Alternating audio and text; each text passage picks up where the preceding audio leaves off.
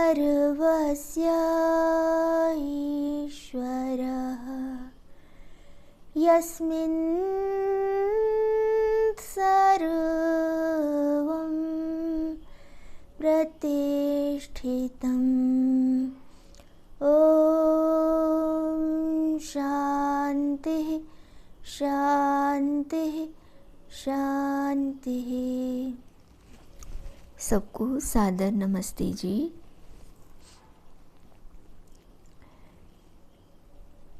परमपिता की असीम कृपा से हमें मांडुक्य उपनिषद के स्वाध्याय का सौभाग्य प्राप्त हुआ है। मांडुक्य उपनिषद पर हम पिछले कुछ दिनों से विचार कर रहे हैं, उसका स्वाध्याय कर रहे हैं। इसमें हमें महर्षि मंडूक ने ईश्वर के स्वरूप को हम सरलता से कैसे जानकर पुनः ईश्वर की प्राप्ति कर सकते हैं, इसके विषय में विशेष रूप से हमें बताया है। विवेचन ऐसा प्रस्तुत किया है कि वे हमारे ही स्वरूप के आधार पर, हमारे ही उदाहरण से सरलतम ढंग से हमें ईश्वर का स्वरूप समझा रहे हैं। उन्होंने प्रथम जो हमने विचार किया, उन्होंने पादों के माध्यम से ईश्वर के स्वरूप का बोध कराया था। अब उन पादों को ईश्वर के नाम ओम से हम तत्काल उनके स्वरूप को अपनी आत्मा में कैसे प्रकाशित करें, इस विषय में थोड़ा वे हमें मार्गदर्शन कर रहे हैं। अकार, उकार और मकार, इनके द्वारा ओम शब्द जो बना है उसमें ईश्वर का सारा स्वरूप आ जाता है। जैसे जो यहाँ वाच्य हैं ईश्वर, वो जिस स्वरूप वाले सच्चिदानंद, सर्वव्यापक, सर्वज्ञ आदि हैं, वे ओंकार में कैसे आते हैं, कैसे समझे जा सकते हैं। ओंकार और ईश्वर जो व्यक्ति हैं, जो वाच्य हैं, नाम और नामी से दोनों का कितना अधिक समन्वय है, दोनों कितने अधिक समान हैं, इस रूप में वो हमें अपने इस अकार, उकार और मकार मात्रा के द्वारा हमारे लिए इस विवेचन को प्रस्तुत कर रहे हैं। हमने अभी तक अकार मात्रा पर विचार किया था। आज हम उकार मात्रा को देखते हैं।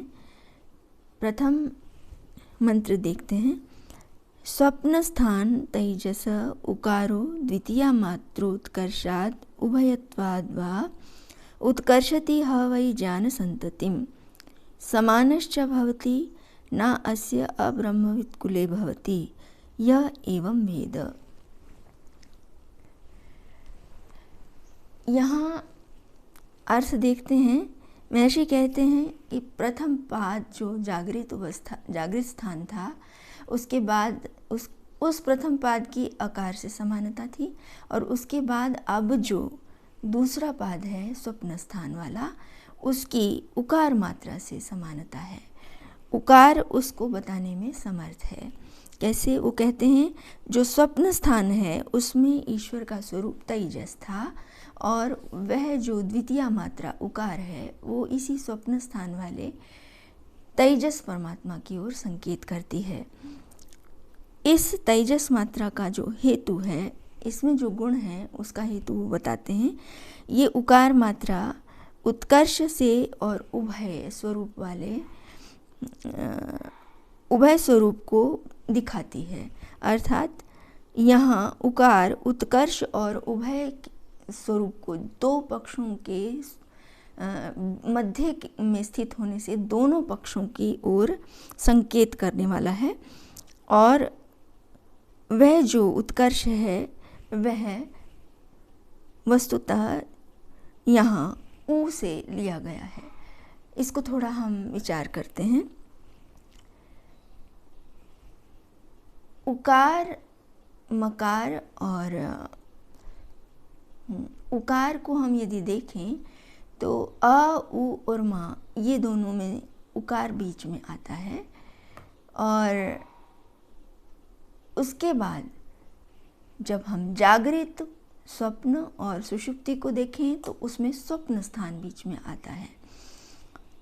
इसी प्रकार जब हम वैश्वानर, तेजस और प्राज्ञ ईश्वर के स्वरूप को उनके साथ देखते हैं जो महर्षि ने बताए हैं तीनों पादों में, तो उसमें भी तेजस मध्य में आता है। अब ये तीनों ही मध्य में हैं, अर्थात स्वप्न स्थान, तेजस स्वरूप और उकार। उकार को उन्होंने बताया कि यह उत्कर्ष का कराने वाला है। उकार उत्कर्ष से लिया गया है और उत्कर्ष होता है अपने दोनों ओर विराजमान, क्योंकि वो मध्य में है उकार, तो उसके दोनों ओर जो पक्ष हैं उन दोनों को लेकर वो जो उभय रूप हुआ है, समानता को लेकर चल रहा है, समन्वय को लेकर दोनों में वह मेल कर रहा है। इस कारण से उसका विशेष महत्व है। बीच वाले का जो मध्य में होता है उसका स्थान विशेषकर इसलिए हो जाता है कि वो दोनों ओर में संतुलन करता है। यदि वो संतुलन नहीं करता तो पदार्थ अपने यथार्थ स्वरूप में नहीं रह पाता और ना ही सफलता प्रदान कर पाता है। उदाहरण से यदि हम देखते हैं तो संसार में सबसे प्रथम हमारा परिवार होता है, उसमें संतान जो प्रथम होती है गृहस्थ में, उसका विशेष महत्व होता है। उसे पिता अपनी कुल वंश की परंपरा के लिए विशेष महत्व देता है। उसका उत्कर्ष, उसका सौभाग्य होता ही है। उसे पिता और सभी परिवार का भरपूर प्रेम मिलता है, संपत्ति मिलती है, सब कुछ मिलता है। उसके पश्चात और संतानें होती हैं, तो सबसे छोटा जो होता है वो माँ को बहुत प्रिय होता है, क्योंकि उसको उसे देखना ही होता है। जो बीच में आता है, क्योंकि प्रथम स्थान पर जो संतान थी उसके साथ उन्होंने जिस तरह से पाला पोसा था, उसके लिए जितना उत्कर्ष किया के साधन एकत्रित किए थे, उसको जो स्नेह दिया था, अब दूसरे वाले में वो बट जाता है। और तीसरा होने पर माँ को उसे देखना ही होता है, तो बड़ों को वो उतना ध्यान नहीं दे पाती है, तो मध्य वाले को सहयोग कम मिल पाता है। इसलिए बड़ा और छोटा सहयोग तो पा लेते हैं अपने सौभाग्य से, किंतु मध्य वाले को उत्कर्ष करने के लिए बहुत संघर्ष करना ही पड़ता है। इसलिए स्वभावता उसमें वो हम बीच की संतानों को जब देखते हैं तो प्रायः वे बहुत उद्यमी होती हैं और उत्कर्ष करती हैं, अपने आत्मबल से आत्मनिर्भर होती हैं। उन्हें स्वयं ही अपने कार्यों को करना होता है, वो फिर अत्यधिक पुरुषार्थी हो जाती हैं। इसलिए ये जो बीच वाला होता है, इसको उत्कर्ष करने के लिए संघर्ष विशेष करना होता है। इसी प्रकार ही जो अब यदि हम देखें तो मध्य के काल में कार्य जब हम कर रहे होते हैं तो हम शांत नहीं बैठ सकते। कार्य प्रारंभ करने में हमारे पास बहुत उत्साह होता है, लेकिन मध्य में जब हम स्थित होते हैं तो हमारे सामने बहुत सी समस्याएं होती हैं।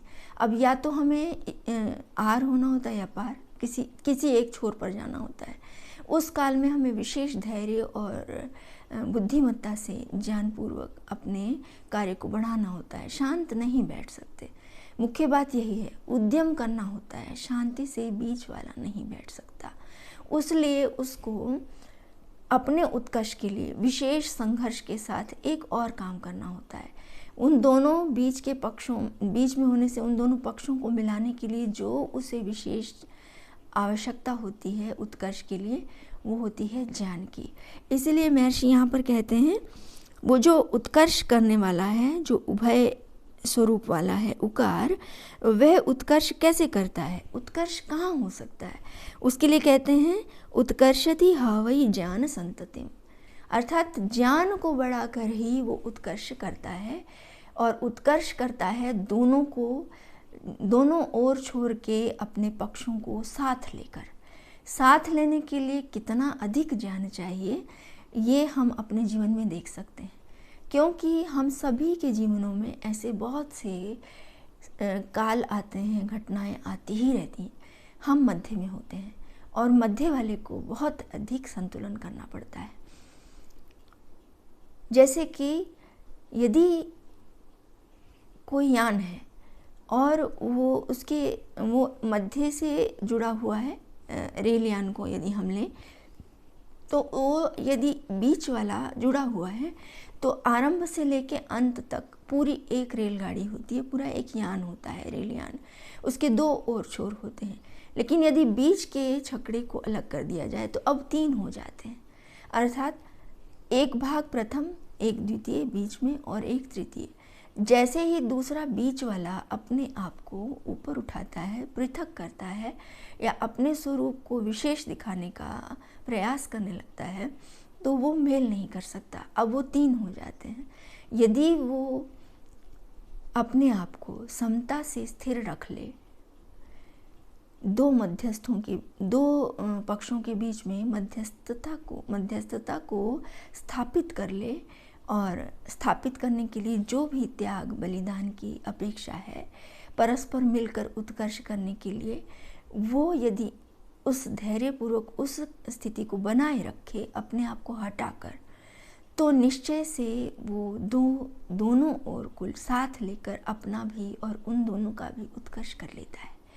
यही यहाँ पर तेजस स्वरूप की, उकार की और लोक में भी इस तरह की स्थितियों में उत्कर्ष की स्थिति का नियम है। इसको थोड़ा और विचारें तो लोक में हम पहले कुछ उदाहरणों को देख सकते हैं।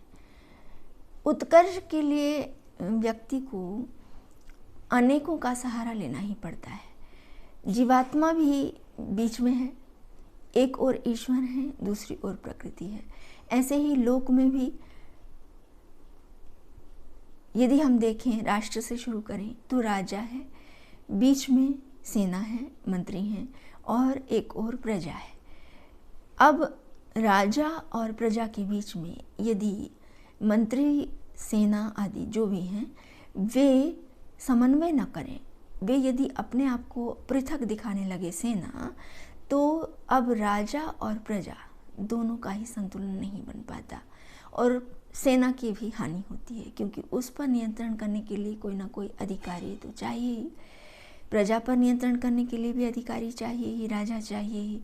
तो यदि सेना दोनों पक्षों में समन्वय कर ले तो राज्य सफल हो जाता है, अत्यंत उत्कर्ष को प्राप्त होता है, राजा उसमें उत्तम राज्य की स्थापना कर लेता है।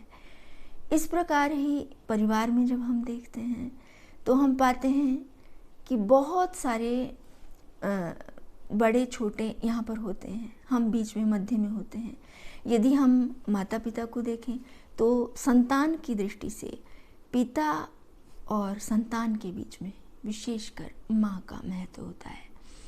यदि माँ दोनों ओर से पिता और संतान को संतुलित रूप में लेकर चल लेती है, उन दोनों में समन्वय कर लेती है, दोनों पर ध्यान देने के लिए अपने आप को विशेषकर बलिदान करके, त्याग करके भी अपने आप को पूरी तरह से निर्माण में लगाए रखती है, कुल की वंश परंपराओं को सिखाने के लिए, संतति को विशेष बनाने के लिए, तो संतान का निर्माण हो जाता है।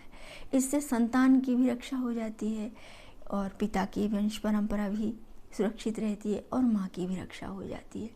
तो ये जो बीच वाला है, इसको बहुत अधिक संघर्ष करना पड़ता है। इसके लिए कहीं भी इसे आप किसी भी क्षेत्र में लगा कर देख सकते हैं।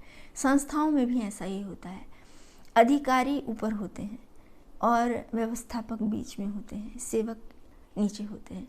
अब यदि व्यवस्थापक अधिकारी और सेवक के मध्य में संतुलन बना ले, वो ऊपर वालों के साथ ऊपर जैसा हो जाए, नीचे वाले वर्ग के साथ नीचे जैसा हो जाए, अर्थात दोनों की समस्याओं को और दोनों के ही कार्य व्यवहारों को संतुलित रूप से व्यवस्थित करने में समर्थ हो जाए, तो अब संस्था बहुत अधिक सबके लिए महत्वपूर्ण, लाभदायक हो जाती है। उसका भी उसमें उत्कर्ष होता है, अधिकारी और सेवकों का भी उसमें उत्कर्ष हो जाता है। ऐसे हम कितने ही उदाहरण जो भी चाहें आप ले सकते हैं। यहाँ पर भी यही स्थिति है। जब लोक में जीवात्मा अपने इस शरीर में होता है, तो अब यदि उसे प्रकृति का संबंध मिला हुआ है, प्रकृति के संबंध से यदि उसे पृथक करें तो वो प्रलय अवस्था में है, उस स्थिति में वो कुछ नहीं कर सकता। और मोक्ष में उसके पास ये शरीर आदि साधन नहीं है, वो इस तरह के कार्य नहीं करता, उसमें भी अपने भोग ही भोगता है, वो विशेष आनंद की स्थिति होती है उसकी। लेकिन जब हम प्रकृति के साथ जुड़ गए हैं, अब हम शांत नहीं बैठ सकते, हम मध्य में हैं। हमारे पास प्रकृति है एक और, हमारे पास एक और ईश्वर है। इस स्थिति में हमें एक और होना होता है, और यदि हम दोनों में संतुलन करके बढ़ जाते हैं, दोनों को, अर्थात सामान्य स्थिति में तो हम जिस ओर बढ़ते हैं उस ओर का लाभ ले लेते हैं। जैसे यदि ईश्वर की ओर हम बढ़ते हैं तो आत्मा तद्रूप हो जाता है, तादात्म्य स्थापित करता है और कुछ काल आनंदित होता है। लेकिन जैसे वो लोक में आता है, शरीर से जुड़कर कार्य करने लगता है, तो शरीर ही अपने आप को मानता है, शरीर के समान ही अपना स्वरूप मानकर वही व्यवहार लौकिक सारे उसको करने होते हैं, और वैसा ही वो करता है। अब या तो वो लौकिक ही स्थिति में रह जाए, और यदि वो उसे उत्कर्ष करना है तो उसे दोनों में संतुलन करना होता है। ऐसी स्थिति में इस विशेष उत्कर्ष के लिए ही अब उसे विद्या की अपेक्षा होती है। विद्या सभी क्षेत्रों में हम देख ही रहे हैं, यदि संतुलन करना है तो उसके लिए ज्ञान को बढ़ाना होगा। जिसके पास ये ज्ञान है, अब ये ज्ञान का अत्यंत महत्व है यहाँ, जिसके पास जितना अधिक ज्ञान होगा वो ये सारे संतुलन करने में उतना अधिक समर्थ होगा। जितना जितना वो ज्ञान को बढ़ाता जाएगा, जिस जिस क्षेत्र में बढ़ाता जाएगा, चाहे वो राज्य हो, चाहे वो संस्था हो, चाहे वो परिवार हो, समाज हो, राष्ट्र हो, कुछ भी हो, ज्ञान जितना बढ़ता जाएगा उतना अधिक हमारा संतुलन बढ़ेगा, हमारा परस्पर दोनों पक्षों का समन्वय बढ़ेगा, और उससे हम सब का उत्कर्ष होगा। ये नियम हमें महर्षि यहाँ दिखाना चाह रहे हैं। इस दृष्टि से फिर हमें सतत ज्ञान को बढ़ाना होगा। इसलिए वो कहते हैं कि जो उत्कर्ष करता है उसे ज्ञान को बढ़ाना होता है। इसका हमारे पास बहुत बड़ा उदाहरण भी है। विदेशों में आज जो हम बहुत अधिक उन्नति देख रहे हैं, अथवा अपने देश में भी जहाँ जहाँ उन्नति देख रहे हैं, वहाँ सतत ये ज्ञान ही का उत्कर्ष हमारे सामने आता है। जहाँ हम दुख देखते हैं, समस्याएं देखते हैं, पीड़ा देखते हैं, वो ज्ञान का वहाँ अपकर्ष होता है, वहाँ ज्ञान का अभाव होता है। इसलिए फिर वहाँ दुख होते हैं, पीड़ा होती है, बाधाएं होती हैं, वहाँ भूखे नंगे वो राष्ट्र के प्रजाजन होते हैं। इस दृष्टि से फिर हमें ज्ञान को जितना अधिक हम में सामर्थ्य हो उसी को ही बढ़ाने का प्रयत्न करना होगा। ज्ञान को बढ़ाते जाएंगे तो हमारा उत्कर्ष बढ़ता जाएगा। अब लौकिक ज्ञान के उदाहरण तो मैंने अभी आपको दिए ही। दुकानदार यदि है तो वो अपने ग्राहक के साथ और वस्तु के साथ तालमेल करके अपनी दुकान को और भावी अपने भविष्य में उसके उत्कर्ष को बढ़ा लेता है, ग्राहक से संबंध विशेष स्थापित कर लेता है। ग्राहक यदि है तो वो दुकानदार और वस्तु में तालमेल करके विशेष अपना साधनों को अर्जित कर लेता है, उत्तम सामग्री उसको मिल जाती है। ये सब किस तरह हो कर लेता है, वो दोनों के साथ जो व्यवहार होना है उस ज्ञान को रखता है। तो इस प्रकार अनेकों हमारे सामने उदाहरण आते हैं। गुरु, शिष्य और विद्या को यदि हम देखें तो गुरु और विद्या, गुरु से जब विद्या अर्जित करनी है उस स्थिति में शिष्य को अब गुरु और विद्या से दोनों से लाभ लेना है। यदि वो समर्पित होकर अपने पुराने जितने भी उसके मान्यताएं हैं, जितने भी उसने अज्ञान एकत्रित किए हुए हैं, उन सबको यदि वो एक और करके पूरी निष्ठा से गुरु के प्रति समर्पित होता है तो वो फिर गुरु से विद्या को लेने में विशेष समर्थ हो जाता है। इसके भी बहुत से उदाहरण हमारे सामने आते हैं। महर्षि दयानंद को हम देख सकते हैं, उन्होंने अत्यंत समर्पण के साथ महर्षि विरजानंद जी की सेवा करते हुए इस विद्या को अर्जित किया। महर्षि चाणक्य से चंद्रगुप्त ने विद्या अर्जित की तो कितने महान राष्ट्र की स्थापना हुई। इस प्रकार जो विद्यार्थी अपने गुरुजनों को, विद्वानों को और उनसे प्राप्त होने वाली विद्या को, दोनों के सिरों को दोनों के पक्षों को जोड़कर कार्य कर लेता है तो वो महान बन जाता है। हम उत्कर्ष को प्राप्त करते जा सकते हैं लौकिक विद्याओं के माध्यम से, और हम देख भी रहे हैं। लेकिन क्या लौकिक ज्ञान विज्ञान मेरा पूर्ण उत्कर्ष कर देता है? नहीं कर पाता। क्यों? क्योंकि हम देखते हैं, अमेरिका इसका उदाहरण है, अभी हम देख ही रहे हैं। लौकिक उन्नति में उससे बड़ा अभी नहीं है कोई। अनेकों राष्ट्र हैं, इस दृष्टि से भी हम कह सकते हैं, किंतु उनके पास लौकिक विद्या होते हुए भी पूरी तरह दुखों का निदान नहीं है। वो चाहता अमेरिका तो तालिबानियों पर अनुशासन कर सकता था, वहाँ वो राज्य कर सकता था, लेकिन चक्रवर्ती राज्य वो स्थापित नहीं कर पा रहा। क्यों? क्योंकि उसके पास अध्यात्म विद्या नहीं है, ब्रह्म विद्या नहीं है। इसलिए वो दोनों पक्षों को समान करके व्यवहार नहीं कर पाता। वो उदारता वाला व्यवहार उसका ना होने से वो हृदय तक नहीं पहुंच पाता। तो इसका अर्थ ये हुआ कि जो पूर्ण उत्कर्ष चाहता है उसको अध्यात्म विद्या की भी उतनी ही अपेक्षा है जितनी इस लौकिक ज्ञान विज्ञान की है। लौकिक ज्ञान विज्ञान हमें भौतिक सुविधाएं देते हैं, किंतु वे हमें आत्मिक उन्नति कराने में, हमारे पूरे दुखों का निवारण करने में समर्थ नहीं होते। साधन तो आज हमारे पास बहुत अधिक हो गए हैं, इतने अधिक हैं कि हम चारों ओर अपने साधनों की ही भरमार देख रहे हैं। चेतनों से हमारा संबंध कम होता जा रहा है, चेतनों से हमारी स्थिति या संबंध कम होते जा रहे हैं। तो उससे हम अब वो जो हमारा उत्कर्ष आध्यात्मिक होना चाहिए उसको हम नहीं कर पा रहे। हम प्रसन्न नहीं रह पा रहे। आनंदित प्रेम से युक्त जो व्यवहार चाहिए, जो परस्पर विश्वास और श्रद्धा चाहिए, उससे हम वंचित हो रहे हैं। इसके लिए हमें फिर पुनः इस अध्यात्म विद्या को, ब्रह्म विद्या को स्थापित करना होगा। जितना जितना हम इस आध्यात्मिक विद्या से अवगत होंगे, पदार्थों के यथार्थ स्वरूप को जानेंगे, उतना ही हमारा उत्कर्ष फिर होगा। इसलिए महर्षि यहाँ कहते हैं कि वो जो योगी है वो दोनों पक्षों को जब एक करके बढ़ता है, उत्कर्ष करता है, तो वो समानता को प्राप्त होता है, समान हो जाता है, समान रूप से दोनों पक्षों का प्रिय होता है, और उस स्थिति में वो अपने साथ साथ सबका उत्कर्ष कर लेता है। अध्यात्म विद्या में जब हम इस तालमेल को देखते हैं तो इस स्थिति में हम एक उदाहरण ले सकते हैं पुल का।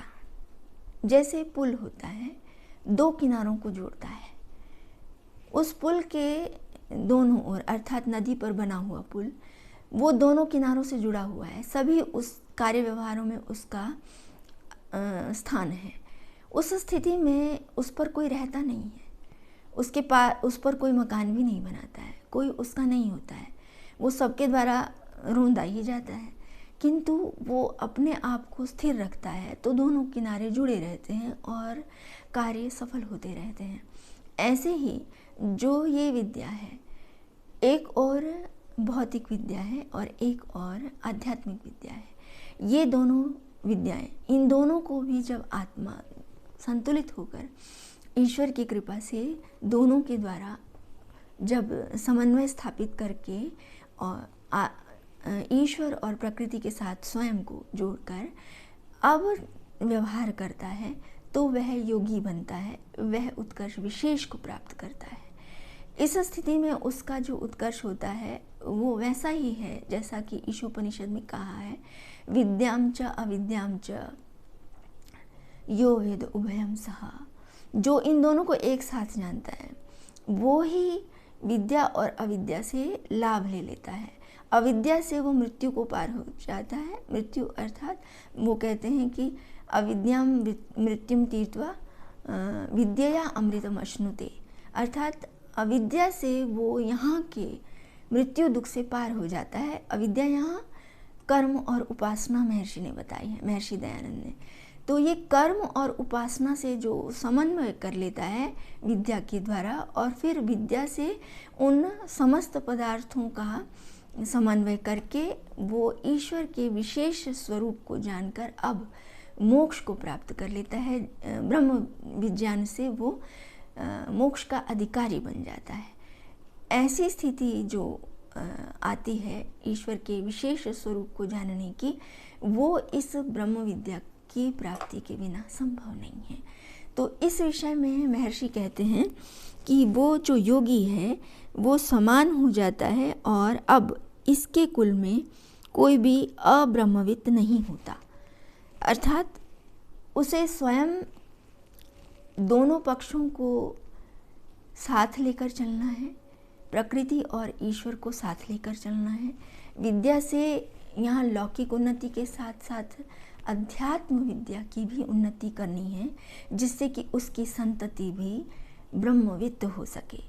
और ब्रह्मविद होना है तो पहले उसको अपनी संतति को बनाने से पहले स्वयं ब्रह्मविद होना होगा। स्वयं ब्रह्मविद होने के लिए उसको अब तीनों का, अर्थात ईश्वर, जीव और प्रकृति, इन तीनों के स्वरूप का बोध, विशेष ज्ञान प्राप्त करके संतुलन करना होगा। दोनों से ही उसको अपना विशेष उत्कर्ष, सर्वोत्कर्ष जिसे कहा है, मोक्ष कहा है, उसको प्राप्त करना होगा। केवल मोक्ष ही नहीं, यहाँ लोक में भी अभ्युदय और निश्रेयस की प्राप्ति इस अध्यात्म विद्या से कही गई है, और ये सत्य है। जितना जितना हम इन पदार्थों को जानते हैं, लौकिक साधनों का लाभ लेते हैं, उतना ही हम आध्यात्मिक दृष्टि से जब अपने चित्त आदि साधनों को शुद्ध करके उनके द्वारा अपना और अन्यों का उद्धार करते हैं, तो हमारा विशेष उत्कर्ष अब होता जाता है। वो व्यक्ति फिर सबका प्रिय होता जाता है। क्यों? क्योंकि वो सबको सम्मान देता है, सभी के साथ वो उत्तम व्यवहार कर लेता है, ऊपर और नीचे दोनों ओर के पक्षों को वो विशेष महत्व देता है, अपने सुखों का त्याग करके महत्व देता है। इस दृष्टि से महर्षि दयानंद बहुत बड़े उदाहरण हैं। हमारे सामने उनका पूरा जीवन जो उन्होंने इस विद्या की स्थापना के लिए लगाया, हम उसमें देख सकते हैं। वो गुरु की दृष्टि से भी गुरु शिष्य के व्यवहार को देखें तो वो इस रूप में उन्होंने अपना उत्तम उदाहरण प्रस्तुत किया ही है। किंतु ब्रह्म विद्या का कितना अधिक महत्व है ये उनके गुरु जानते थे। आर्ष विद्या की स्थापना के लिए उन्होंने महर्षि दयानंद से उनका जीवन मांगा था, और उन्होंने अपने गुरु को वो जीवन दिया भी था। उन्होंने उसको फिर पूर्ण करके भी दिखाया, और इसके लिए उन्होंने अपना बलिदान किया, यह हमसे छुपा नहीं है। उसी ब्रह्म विद्या को स्थापित करने के लिए उन्होंने गुरुकुलों की भी स्थापना की, वेद विद्या को उन्होंने सर्वत्र प्रसारित किया, कोई क्षेत्र वैसे उन्होंने नहीं छोड़ा। सभी पदार्थों का ज्ञान विज्ञान वो वेदों के द्वारा अर्जित कर चुके थे। इसीलिए समाज की, राष्ट्र की, नारी जाति की, अन्य भौतिक विद्याओं की उन्नति कैसे कैसे हम कर सकते हैं, उनके ग्रंथों को पढ़ते हैं तो आश्चर्य होता है। ऋग्वेद आदि भाष्य भूमिका हो, पंचमहायज्ञ विधि हो, गोकर्णानिधि हो, अथवा वेद भाष्य हो, सभी में उनके ज्ञान को की था हम नहीं पाते हैं। ऐसी स्थिति में वो कैसे पहुँचे? इस विद्या और अविद्या, अर्थात पराविद्या, अपराविद्या या अध्यात्म विद्या, भौतिक विद्या, इन सब में संतुलन करके और समाज को, राष्ट्र को, इन दोनों ओर के पक्षों को साथ लेकर और फिर ईश्वर और सृष्टि को साथ लेकर, तभी वो ऐसा कर पाने में समर्थ हो गए हैं। इस पर हम और अभी विचार करते हैं।